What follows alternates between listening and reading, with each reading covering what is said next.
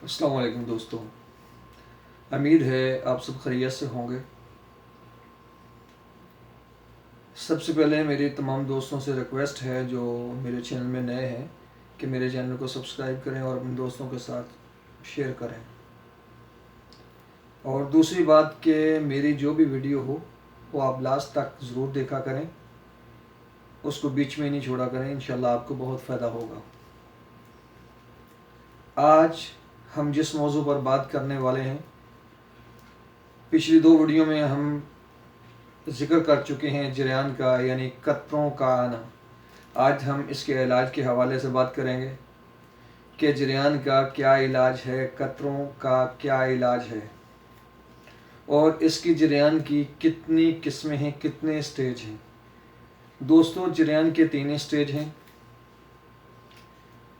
पहले मैं स्टेज का जिक्र करने से पहले मैं तमाम लेडीज़ को रिक्वेस्ट करता हूँ, अगर वो मेरे चैनल को देख रही हैं तो खुदारा मैं आप लोगों की रिस्पेक्ट करता हूँ कि ये जो वीडियो है ये सिर्फ मर्दों के लिए है। खुदारा लेडीज़ इस वीडियो को मत देखें, इस वीडियो को ख़ास कर, बाकी सबको देखें, मुश्किल नहीं है। जो लेडीज़ के मतलब है वो लेडीज़ बहुत ज़रूर देखें।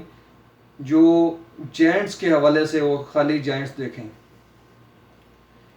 दोस्तों, हम शुरू करते हैं कि इसके क्या क्या स्टेज हैं। पहले स्टेज ये है कि इंसान को एहतलाम होता है रात को, कई बार हो जाता है, 2 बार, कभी एक रात में 2 बार हो जाता है। कभी ऐसा होता है कि बेख्वाबी में इंसान को ख्वाब भी नहीं आता, ख्वाब के बगैर जो है कतरे खारिज हो जाते हैं, यानी एहतलाम हो जाता है। एक तो इसका ये स्टेज है। दूसरा इसका स्टेज ये है कि इंसान को, यानी मर्द को जब शहवत आती है और जब शहवत ख़त्म होती है, शहवत ख़त्म होने के बाद कतरों का निकल जाना, ये जरियान का दूसरा स्टेज है। और सबसे बुरा तीसरा स्टेज, जब इंसान के बॉडी से न सिर्फ मनी ज़ाया होती है बल्कि मज़ी भी ज़ाया होती है। ये इंशाअल्लाह किसी वीडियो में आपको बताऊंगा कि मनी और मज़ी में क्या फ़र्क है, ठीक है। जब ये दोनों चीज़ें ज़ाया होना शुरू होती हैं, ये तीसरे स्टेज में ये होता है। इसका क्या सिम्टम है कि मर्द को शहवत भी नहीं आते, शहवत के बगैर चलते फिरते कतरों का निकल जाना। मर्द ये सोचता है कि उसका पेशाब के कतरे निकल गए, लेकिन पेशाब के कतरे नहीं होते, दर हकीकत वो मनी के कतरे खारिज होते हैं। यह जरियान होता है, ठीक है। ये इनकी 3 स्टेज हैं और इसमें कोई टेंशन वाली बात नहीं है, ठीक है। तीसरा स्टेज, जब आदमी 4-5 साल पुराना हो जाता है इस मर्ज़ में, यानी ये उम्र 4-5 साल पुरानी हो जाती है, तब ये चीज़ ज़ाहिर होती है। तो खुदारा इतना, जब ये मर्ज़ को इतना लंबा नहीं किया करें, मर्ज़ कोई भी हो उसको स्टार्ट में ही कवर करने की कोशिश किया करें ताकि उसका जो है अच्छे से इलाज हो जाए। तो आज के हम आते हैं इसके इलाज की तरफ कि कतरे कैसे बंद होंगे, जरियान कैसे ख़त्म होगा। क्योंकि ये मर्ज़ ऐसी है कि अगर आप ये मर्ज़ ख़त्म नहीं होगी तो आप जो भी खाएंगे उसका कोई फ़ायदा नहीं है, वो आपकी जिस्म को नहीं लगेगा। क्योंकि ये मर्ज़ आता ही तब है जब मैदे में हीट होती है, जिगर में हीट होती है, मिशाने में हीट होती है, भूख भी कम लगना शुरू हो जाती है, ठीक है। भूख का भी मसला इससे होता है, कब्ज़ होती है इस मर्ज़ में, ठीक है। और मसले जो है इसमें ये होता है कि नफस का टेढ़ा हो जाना, छोटा हो जाना, ये भी इस मर्ज़ में होता है। इसके हवाले से इंशाअल्लाह मैं नेक्स्ट वीडियो में या किसी वक्त जब टाइम मिलेगा तो मैं इसके हवाले से वीडियो बनाऊंगा कि नफस टेढ़ा जो हो गया, छोटा हो गया और पतला हो गया, इसको कैसे दोबारा इत्दाल पे लाना है, कैसे इसको फिर अपनी असल हालत में लेके आना है।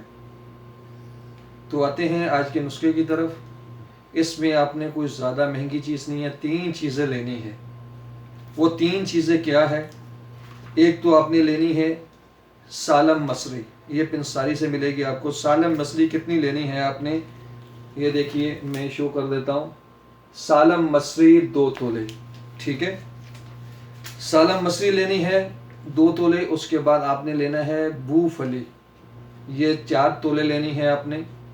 और सफ़ेद मूसली इंडिया की, पाकिस्तान की भी आती है लेकिन इंडिया की आपने लेनी है, ये भी 4 तोले। तीनों चीज़ों को लेके पिंसारी से ही पिसवा लेना है आपने। पिसवाने के बाद आपने क्या करना है, डेली रात को 1 गिलास नीम गर्म दूध का करना है, उसमें हस्बे ज़रूरत शहद मिक्स करके इस पिसे हुए पाउडर का, दवाई के पिसे हुए पाउडर का 1 चम्मच आपने डाल के उस दूध में हल करके आपने पी लेना है। लेकिन उसके बाद लेटना नहीं है, कम से कम आधा घंटा आपने चलना है। यह खाने के आधा पौना घंटा बाद में आपने यह दवाई लेनी है और दवाई लेने के बाद फ़ौरन सोना नहीं है। आधा घंटा मैक्सिमम लाजम आपने वॉक करनी है ताकि ये हज़म हो जाए, फिर आपको फ़ायदा होगा। जिन लोगों को गर्मी ज़्यादा है, यानी तीसरे स्टेज वाले लोग जो हैं, वो इसको 3 दिन रेगुलर इस्तेमाल करने के बाद 1 दिन का लाजम वक्फ़ा करें, उसके बाद फिर दोबारा रिपीट करें, फिर वक्फ़ा करें। इस तरह से इस्तेमाल करें। इसको 15 दिन इस्तेमाल करना है। ये इंशाअल्लाह 3 दिन में ही, पहले 3 दिन में ही आपका कतरा आना बंद कर देगी और आपके अंदर मनी को इतना गड़ा कर देगी कि आप खुद हैरान हो जाएंगे। ठीक है दोस्तों, आज तक फ़िलहाल इतना ही। आप लोगों से मैं इजाज़त चाहता हूँ। एक बार फिर मैं रिक्वेस्ट करता हूँ कि मेरे चैनल को सब्सक्राइब करें, अपने दोस्तों के साथ शेयर करें। अल्लाह हाफ़िज़।